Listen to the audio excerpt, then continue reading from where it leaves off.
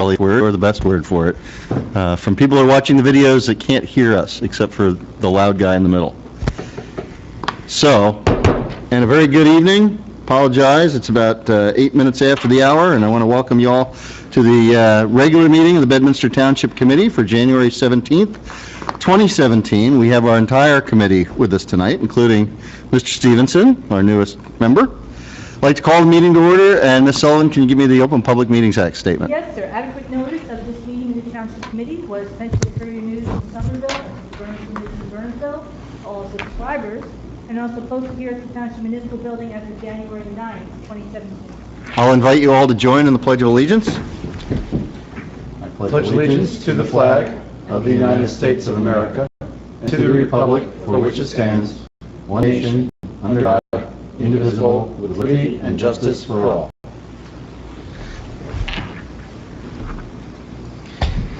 We have a lot of minutes. We have the December 5th regular meeting, the December 5th executive session, the December 19th regular meeting, the December 19th executive session, and the very brief year-end December 29th meeting minutes. Does anybody have any comments, questions, additions, or subtractions to any of those?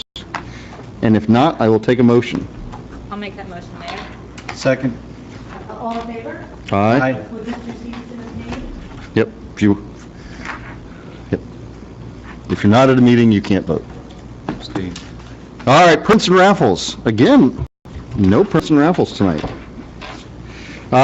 Twice every meeting, we invite members of the public who wish to make a comment or have a question up to that mic. Won't be seen much on camera, but your voice will be recorded. We ask that you state who you are and your address, and then what it is that you either have a question or a comment for.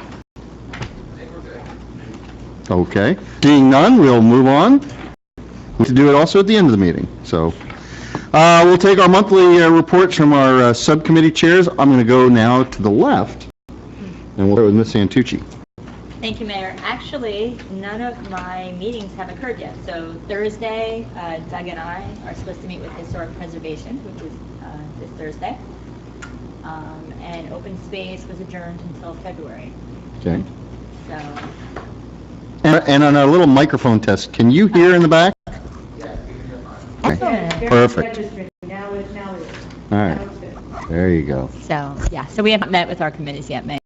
Okay. February is first open space meeting, the first Tuesday, I believe. Second Tuesday, February. And we'll have historic preservation on Thursday. And we'll update you in time. Very good. Last week, the Land Use Board had their reorganization meeting. Mayor, you were there, and once again, with new appointees to the Land Use Board, it's a really impressive group that sits on the Land Use Board, and just the comment, I think that the land use and zoning of Bedminster is in good hands with the current crop on the Land Use Board. We did give great credit to the former chair, Lance Boxer, for providing a tremendous job in steering the Land Use Board over the past several years, and I believe that Carol Gutschall will continue in that tradition. There was no other matters pending before the Land Use Board at that meeting. The professionals, once again, as they always do a brief overview of zoning issues and the role of the Land Use Board in reviewing applications and making zoning recommendations to the Township Committee. And I have Environmental Commission tomorrow, and at our next meeting we'll report on the Environmental Commission. And also, congratulations to Mr. Leonard, Jeff Leonard, who's the vice chair, and I believe that was recorded. Was it recorded the other night, the Land Use Board, like it always is? Yeah, of course. Well, that... It was downloaded today. It should be up on the... I tell you what, that is an interesting one to see. Not that there was any great hearings going on, but as Ms. Jacobs was alluding to, we did about an hour of Land Use 101, a nice little tutorial on what goes on the Land Use Board, and I think people would find that interesting. Okay. It's interesting that what Carol asked everyone to do is to go up and down the dais, just introduce themselves, and it was once again, it was, you get to learn how long people have been in town, what their professional roles are, and how they see that translating to the role in the land use board. It was a very good move by Carol. Mr. Olson? Was to be very clear on the audio. It's working? Yes. Right. Thank you. Mayor and I were both at the kickoff annual dinner for the JVH organization the other night. It was well attended, and a change at the presidency level to Craig Sutherland. Yeah. Yes, which he's a great guy, lots of energy. Doug and I just introduced ourselves to the rec committee now, and are planning with them, coordinating how best to support their efforts moving forward. Tomorrow night we have the library meeting, and John Mance, Doug, and I have discussed setting up a meeting shortly, I would imagine perhaps later this week, to coordinate how to support DPW.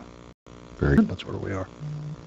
Yeah, thank you, Mayor. Just to add to what Ken said, looking forward to helping out rec. Unfortunately, with the holiday yesterday, there's a conflict for today, so we weren't able to sit in on the meeting, but look forward to doing that in the future. And as Ken indicated, we're going to be sitting down with John over the next couple business days, I think this week or maybe early next week, to go through that. And the JVH, I believe, has a meeting tomorrow, so I'll be attending that. And an old hand at rec. You were on the rec committee many years ago, so And on shouldn't be, and JVH, so none of these should be big, no learning curve for you. No. Okay. Look forward to ramping up the rec, see what we can do there. I just want to add a couple things. A meeting that both Mr. Jacobs and I attended, which was actually before our reorganization, the Betty Merck dinner, but we sat in on the Board of Education's reorganization, new Board of Education president, new Jeff Reeves, and a new representative from our Board of Education for the Somerset Hills Board of Education, Monica Birch. We wish her the best of luck going forward. And one thing I do want to pass along, this month, I think it's the 25th of January, at the Bernards High School, they're going to have their joint meeting once a year. They've tried to do it, I don't know if last year was the first or the second time in recent memory. They have a joint meeting with both boards of ed together. Last year, I think it was here, and this year it'll be there. So that might be an interesting thing to attend. That's all I've got. Ms. Sullivan, Administrator's Report? Just real quick to review, we have scheduled budget work sessions. Our next one is next Monday, the 23rd. We've invited the two fire companies in town, Pottersville and Bartlett Bedminster, to come with their requests for as far as capital needs and give us a little summary of their year in review in 2016. So they will be the primary focus of the meeting, the budget work session on Monday. Meetings are open to the public. In this room, they're in a little workroom across the side, but we still welcome folks to budget meetings. And just a quick little update too on the new shared service for the operation of the pump station here, the SSCS pump station, which is for the benefit of Peapack Gladstone, Far Hills, and Bedminster. It's now been taken over by Peapack Gladstone Public Works, working hand in hand with Bedminster Public Works to manage the facility together, and haven't had any glitches. Things seem to be going smoothly. The administrator in PPAC contacted myself and Far Hills that we're going to meet once monthly just to kind of discuss how we're doing and see if what needs to be done or what's going well and what's not going well, just till we really get into the swing of things. But, hopefully that will transition smoothly. That's all I have. We don't have any ordinances that were introduced at the Betty Merck dinner 2 weeks ago, so we do not have anything to discuss. We don't have any ordinances to introduce tonight, so therefore there's also no public hearing on ordinances. We have regular resolutions. We do not have a consent agenda, correct? No, just regular. So we have 3 ordinances or resolutions to discuss. The first one is Resolution 2017-021. That's appointing an electric subcode official. and that is because of the retirement of a member of our code enforcement department. Does anybody have any comments or questions on Resolution 2017-021? If not, I'll entertain a motion. So move. Second. Roll call vote. Mrs. Stevenson? Aye. Mr. Olson? Aye. Mr. Jacobs? Aye. Ms. Santucci? Aye. Mayor Park? Aye. Thank you. Resolution 2017-022, supporting the establishment of a mid-block crosswalk for Route 202. And before we turned everything on in here, I was asking the chief and I was asking Ms. Sullivan where the crosswalk is on Route 202 and kind of what is the history behind this. So I have questions about it. It was more appropriate we asked this in open session anyway. So what is this? Tell us what we're doing. The history of this crosswalk is as follows. Back in October, or prior to that, State DOT, they came up and did an assessment of the crosswalks in Pluckham and 202. So they identified that the crosswalk at this position, which is north of Elm Street, almost at Layton's Funeral Home, just prior to the squad building, it's considered a mid-block crosswalk where it isn't an intersecting street. And they felt it wasn't needed any longer, and we went ahead and curved and repealed that crosswalk. State came in, so we received paperwork after the fact. The state came in and redid the whole strip of 202 Somerville Road from the split all the way up in the Far Hills. At that time, they had to redo the curbing for handicapped accessibility. I guess they didn't communicate to the contractors, so they went ahead and fixed the crosswalk that we were taking out up to today's standards. So when they came through on their final inspection of the project, they realized that that crosswalk shouldn't be there. So I received a panic phone call, and the options are to take it out, which would require them to, scratch the road surface and get the paint off it, and redo the curbing as it was so you don't have ramps at that field road, or to place it back on the books and leave it as it sets, with the promise that they have federal funding now to identify all the crosswalks on state highways and enhance them. So they're going to look at Elm Street with better increased signage and address the crosswalk down at the center of Pluckham, where from the senior housing to the church. So they may give us a package deal where they fix it later. Is that the theory? In other words, we establish this so they don't have to spend a lot of money now to get rid of it, but the promise is that someday later they may fix it either to a higher standard or remove it altogether. And enhance the signage to bring it up to modern day. I believe those traffic signs are still the amber ones, and most traffic signs now at crosswalks are like the fluorescent greenish yellow.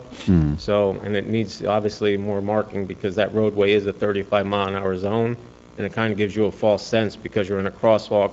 Vehicles will see that you're in the crosswalk. Exactly is that crosswalk the one that we're talking about? We're talking about if you are heading towards Far Hills, going down the hill from Elm Street, and right between Layton's Funeral Home, and it almost crosses over to where Pizza Brothers is. Okay. So it's sort of in the flats. So the idea behind repealing it is if anybody wanted to cross the street safely, they could walk down to the intersection of Peapack Road, which has a traffic light to cross the roadway. But there is no sidewalk on the south side of that bridge until they redo it. Another thing they could possibly do is do it when they do the bridge. Right. Bridge, that's what, a couple years away? But, and the other thing is, for our attorney down at the other end of the table, so what we're doing is we're reapproving a glitch, a mistake. We're approving a crosswalk that we've also just heard doesn't meet standards. What kind of culpability do we have there? Somebody gets hit by a car. Yeah. It does meet standards today. Oh, it's not future. The signage is what's lacking on that crosswalk. Okay. All right. That's what I wanted to ask. That's what I want to know. But we supported getting rid of this crosswalk Right. before. Correct. So now the only reason we are supporting it now is because it's been built when it wasn't supposed to be built. Correct. All right. Just We're doing this, wants clarification on that. we're doing this to save our friends down in Trenton a lot of money and some face. That's what it sounds like. And just for point of reference, you did that on August 17th, 2015, is when you repealed it. Yep, yep. Any other questions or comments? Brilliant. Then I will entertain a motion, if someone wishes to, for 2017-022. So moved. Second? Well, second. All in favor? Aye. Hi. Thank you all. And no. And in the DOT, they owe us one. How about that? I'll put a little asterisk. Yeah, that's right. Yeah. Well, they owe us more than one, but that's all right. And finally, speaking of DOT, Resolution 2017-023, authorizing the submission of a grant application with NJDOT for the Hillside Avenue Improvement Project. Boy, I hope they remember us then. This would be for pavement on Hillside Avenue. Yeah, I have a copy of the draft application if anybody who might live in the neighborhood might want to look at it. More travels there. But John has reviewed it, made some comments. Maybe you want to... I did meet with the engineer of record, which was Rich Kwame from Paul Ferrara's office. We did walk the street. He looked at all the catch basins. We kind of talked through it. The concern with the project is, one is, does it meet really all the standards of getting the project underway with traffic counts and so forth. But we felt that because it does help the businesses along the 206 north area between Lamington Road, the quick check area, because nobody can actually make a left-hand turn coming out of there without, risking their lives. So Hillside Avenue, although we don't want it to be a cut-through, is somewhat of a cut-through, and with all the potholes and a rough road and rough terrain, it does make it very difficult, especially with the children that walk in the general neighborhood. It's not a safe road to be. From 206 to Steeplechase, it's just like the moon. And that's actually one of the worst roads that we have, although we have a lot of complaints about the Smoke Rise Road and one One, two, yeah. Hillside Avenue, in my opinion, is worse than what that road is at this time. So he is, the application is put together, it's in place. All it would need is the resolution to put it into the SAGE system. What's the SAGE system? So what's the parameters of the grant that's being applied? I'm not exactly sure what the DOT grants call for. I don't follow that. It falls more his work than mine at this point in time. But it does, the grant applications that we try to apply for is roads that actually are intermunicipal. They like to see that it actually is a connecting road between two municipalities. So like the Meadow Road that we just got approved on last year is between Bridgewater and Bedminster, and it's more of an arterial type road where, we have a lot of heavy traffic. So the traffic counts would accommodate that. This road, although it does not match that, we felt that with the safety needs of the community there without the sidewalks, it probably would do that. And we also have the cemetery, which is a historic site at this point. So as part of the narrative that is in the application, it lays all that out. And just a point of information, the SAGE system itself is a electronic record-keeping system for all grants within the state. You can make your application online through So everything SAGE. is done electronically. Yeah. So any grants, even from the police department or from any of our departments, it all Yep. goes through SAGE. And you can follow it. Yeah, you can keep it on them. So the intermunicipal element is not a requirement for the application, it's just a consideration that DOT applies when they're reviewing application. It's enhanced when it is. Probably helps them score a little higher. Right. Yeah, competitively. But it's also, this is fairly small, so compared to some other ones. Small project, $288,000. Yeah. the hope is that since we're talking about a state highway and a county roadway Yep. and a local roadway, maybe it'll. Yeah. All right. And as we get into the budget discussions, we can get into more about, the whole infrastructure, where we should actually, grow up. Any other comments or questions? If not, I'll take a motion. I'll make that motion, Mayor. Second. This will be a roll call vote. Mr. Stevenson? Aye. Mr. Olson? Aye. Mr. Jacobs? Aye. Ms. Santucci? Aye. Mayor Parker? Aye. Thank you. Bill list. I will take a motion, I'll accept a motion to approve the bill list pending the approval of individual invoices. I'll move that. Second. Again, a roll call vote. Mr. Stevenson? Aye. Mr. Olson? Aye. Mr. Jacobs? Aye. Ms. Santucci? Aye. Mayor Parker? Aye. Thank you. Discussion items, new business, old business. Does anybody have any new business as we start the new year? Let's look at old business then. I understand you, Judy, you had a meeting with some folks on the pony farm. John and myself met with gentleman, what's his name? Toby. It was Tobias Hutchins, I think his last name. He was from the Rutgers Landscape Architecture Project from Rutgers University. He actually went out to the site with John. Maybe you want to tell him what you said? We sat with this gentleman for quite a while in meetings, trying to get an idea. The projects that they're really focusing on are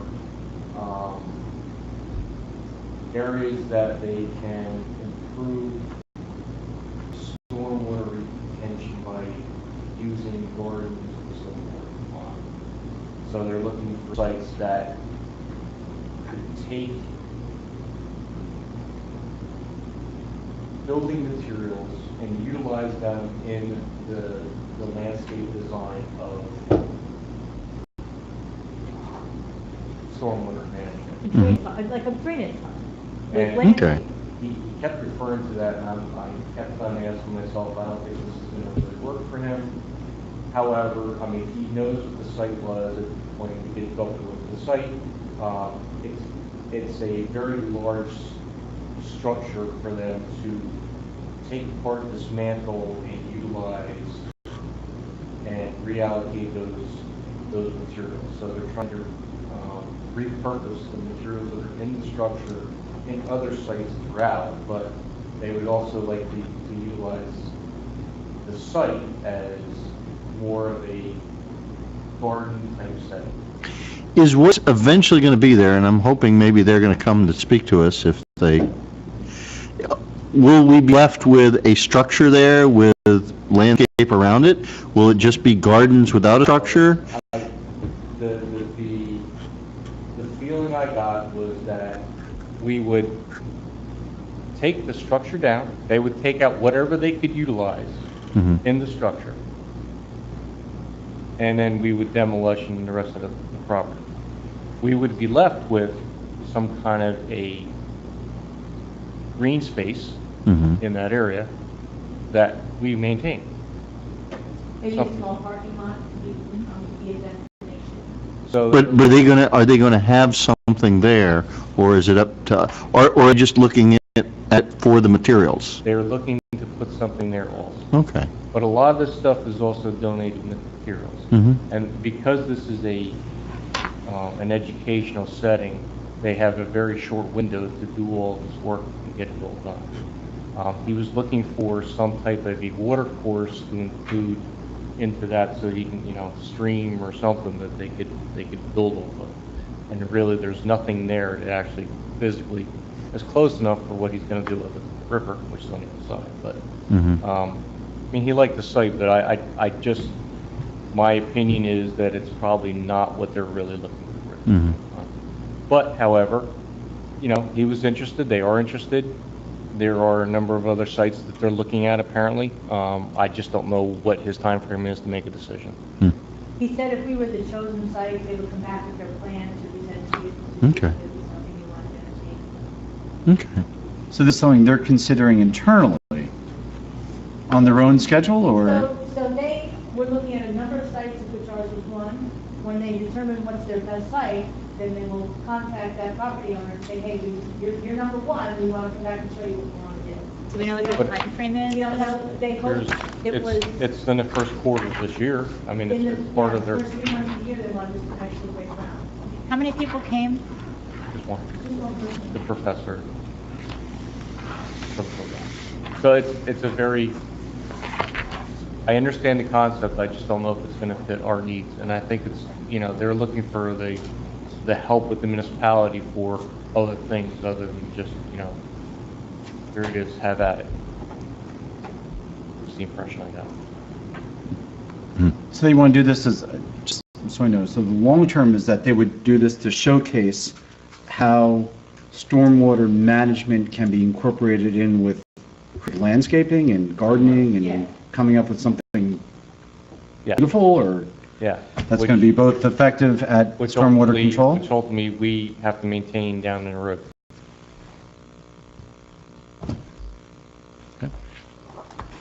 I guess more to come. Or not? Or not, Or that's, So again, will they let us know if we are not on their list? I think we should probably We contact have them either him way, shortly and so I can reach out to them, Okay. see if we have them. No stopping or standing, Lamington Road. Chief, have we gotten any more information on, Yeah, Mayor, a little progress on this project. Met with a representative from county traffic to go over estimate of the actual signs and possibly how many were needed. I think there was a little disconnect. Didn't get anything for a while, reached out a couple times, finally got some numbers, and it was more like an estimate where, you know, this is how many signs we think you need, here's the total cost. So his interpretation is 30 signs starting from Copperthwaite Road. 30? Well, 30 each way, so it'd be 30 signs, 15 each way. So it'd be 15 signs from Copperthwaite Road to Larger Cross, and then coming back across to Copperthwaite Road. 50 signs, I sent him another email looking for clarification as to, you know, what would the spacing be for the signs, and I have not received anything. Ultimately, I'd like to have a shot of the road and see the exact placement where these 15 signs would go, you know, and Is this based on any, well, there is no traffic regulation that said no stopping or standing signs have to be within 200 feet of each other, 50 feet of each other, 500 feet of each other. We referred that the state DOT posts state highways, no stopping or standing, but if you really go look at that, far and few between in the rural stretches, obviously on 78, 202, 206 if you leave here and go southbound, but you will find when you go up north on 206 to Quick Check, you could trip over the signs. So there really is no rhyme or reason to where they place them. Obviously in a place where people might use that as a parking area, they're going to fortify it compared to the lonely country road where I think you can spread them further and just be made aware that you have passed a sign, almost like a speed limit sign. You know, speed limit signs are periodic the road, and it's up to you to pay attention to realize if the speed is consistent or it's dropping in a certain area. So I don't really know where we stand with the totality of there's 30 signs. Is it gonna, 15 signs going one way, and like kind of conceal them, but also have them visible. and the cost, I believe, is Oh. It was $2,900. $2,900, but that's done. You know, they're applying everything, the labor and the installation. This, Done. the recommendation is that the signs would allow Mr. PD to issue tickets or Well, to people to not park there and just move along. well, we have the local ordinance for no stopping or standing that's reserved. We currently do not have any roadways under that. So if we enact our ordinance, then we'd have to send it up to the county and they would have to enact our ordinance or agree upon it, and then yes, we could enforce it. okay. Can we, within, a sign, without a sign? can we still Can enforce we- that ordinance if we, Exactly. Right. without the, I understand. Well, there's other notice, statutes you that need would- Notice, but Mhm. other statutes for parking on the roadway where obviously if there is no shoulder, you should not park in line of travel. No shoulder. There's no shoulder. The concern would be when you get, That you shouldn't be pulling over on the side of Right. Lamington, right? And once word gets out that, hey, you really can't do that, and the police are really enforcing that ordinance that's on our books already, correct? well, the ordinance doesn't cover Lamington Road, so there really isn't, other than no parking as per Title 39 of state statute, stopping a car in the middle of the road and just abandoning it, and then we have a right to remove it with a tow truck.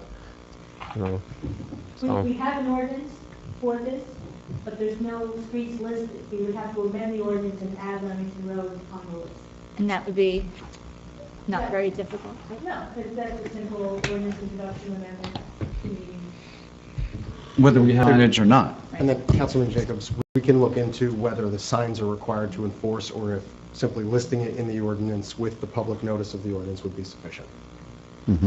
But there's no more generic ordinance that implicitly or explicitly prevents somebody from parking on a single lane road, double line, single lane road. I mean, I don't understand why an ordinance is even necessary for something like this. It's a 45-mile-an-hour stretch, right?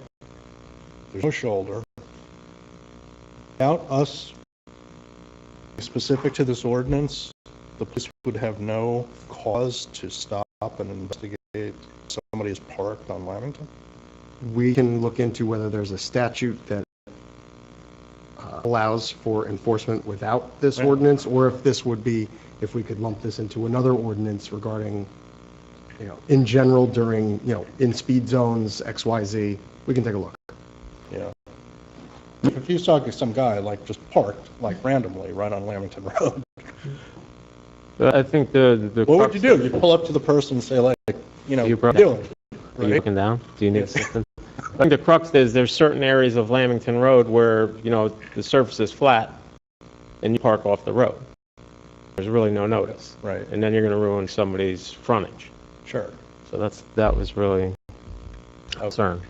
There's a difference between no parking and no stopping and standing if you look at it. I thought we were The note assuming that in this stretch there was no shoulder to do that. I think what the chief is asking for is the no stopping or standing allows them to Be more aggressive. to be a little bit more forceful in Yeah, having okay. people That- move, that's fair. because what people are going to end up doing is just stopping and gawking and whatever, and causing a traffic issue. Sure. The no parking, to put it in our no parking section of our ordinances, but I don't know if that's not what we want to do with I get it. that. Yeah.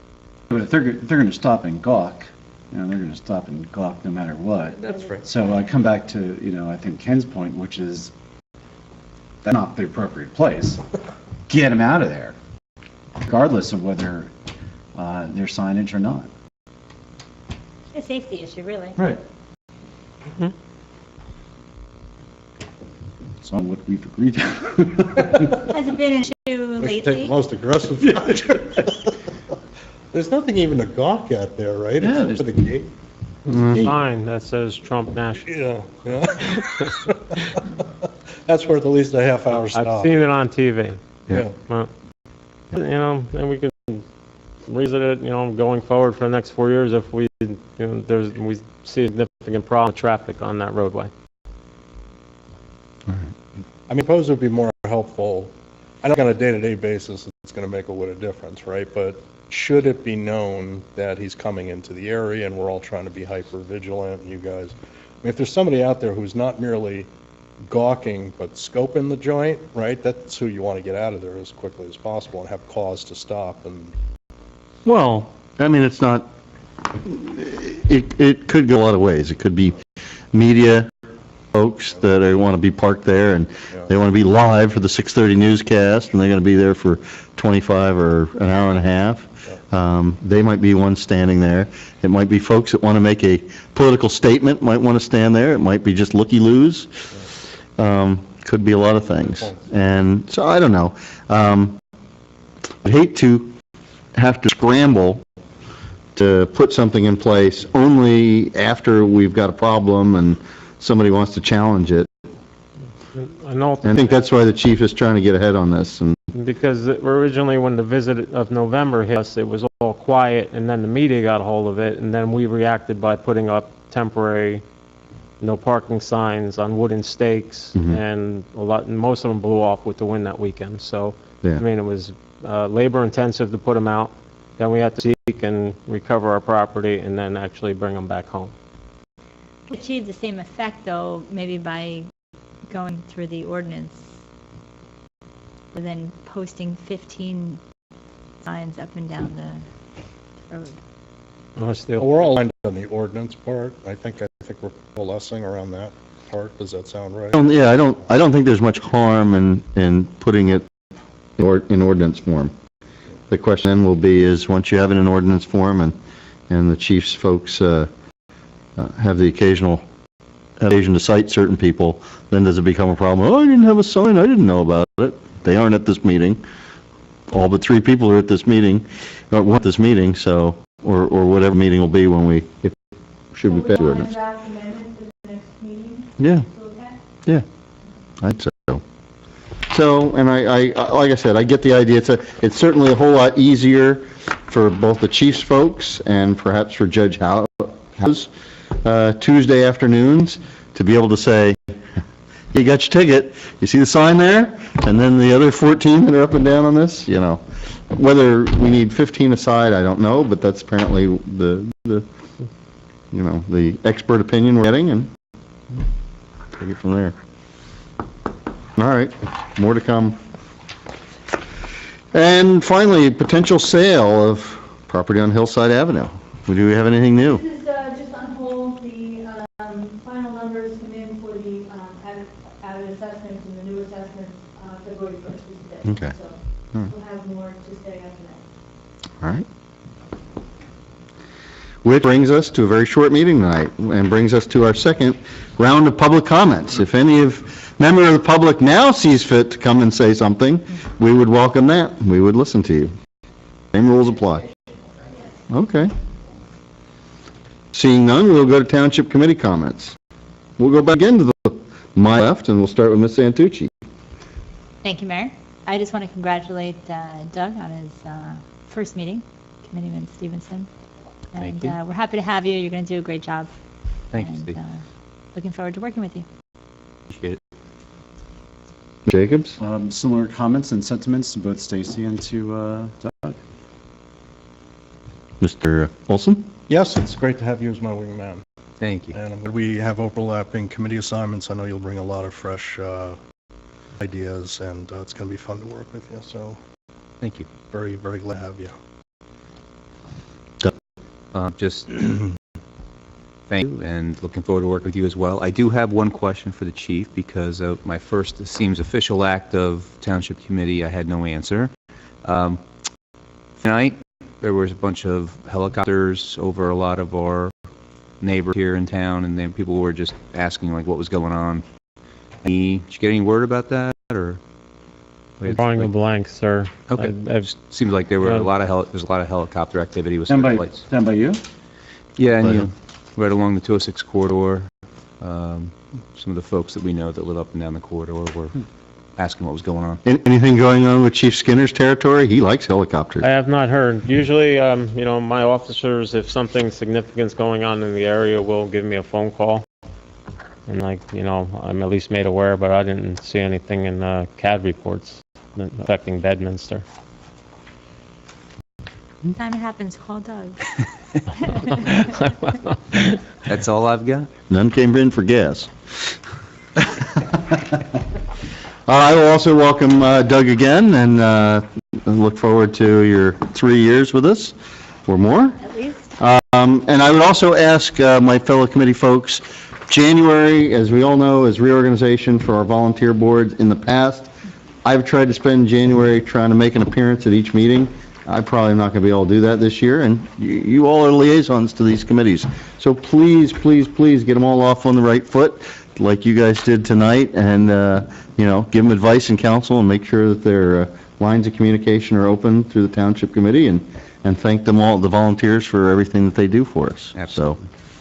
So, With that, we do have an executive session. I don't believe we have any action coming out of the executive session.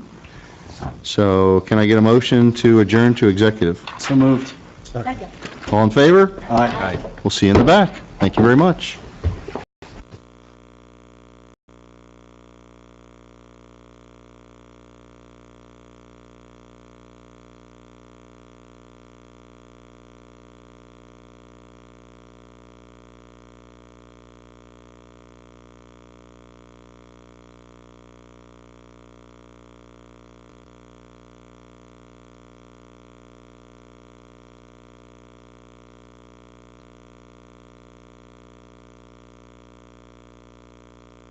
Phones coming back on at 8:02. We are out of executive session. Can I get a motion to adjourn? So moved. Second. All in favor? Aye. Good night. Thank you.